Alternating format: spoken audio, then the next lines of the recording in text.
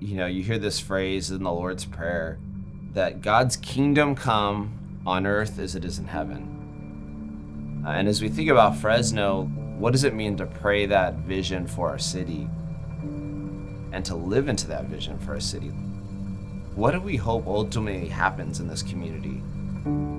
We want people to know Jesus. We know that that's the church's unique role. And we also know, though, that God's vision for our cities is so much better and bigger than what we can imagine. And so God actually wants to renew our place. What we want to see in our work is heaven and earth interacting. And these little pockets and glimpses of when Jesus and Jesus's people are doing stuff, you see transformation. And whether that's kids' test scores rising, whether that's a street being repaired, somebody having a heart change and moving from a cold-hearted heart to a warm-hearted heart to their neighbor. All of these are acts of God's people and God's work in our city. And that's Fresno as it is in heaven. When Jesus left, he said, go be about this work, right? Love your neighbor and be about the transformation. Help people come to know and experience when God has his way, what does that look like in a street? When God has his way, what does that look like in a neighborhood, look like in our city? What do you like about your neighborhood?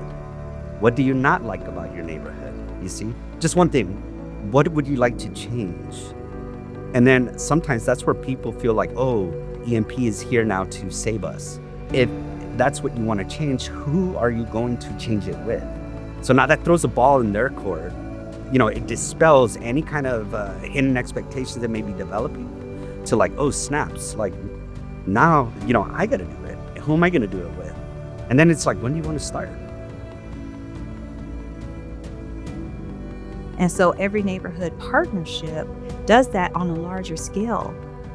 We go into the communities, we go into the neighborhoods because we believe in transformation. In the same way that I was transformed, I work at every neighborhood partnership because I see young people just like myself being transformed through our literacy mentors. I see people in our communities being transformed when they come and gather here, shouting out ideas, collaborating with one another in order to see systems change throughout our city.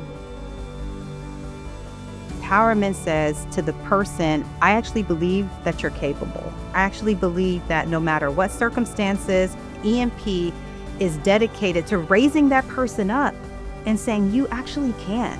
We don't care what situation happened, but we are going to give you the tools and resources. We're going to support you. We're going to champion you into doing what we know you're capable of.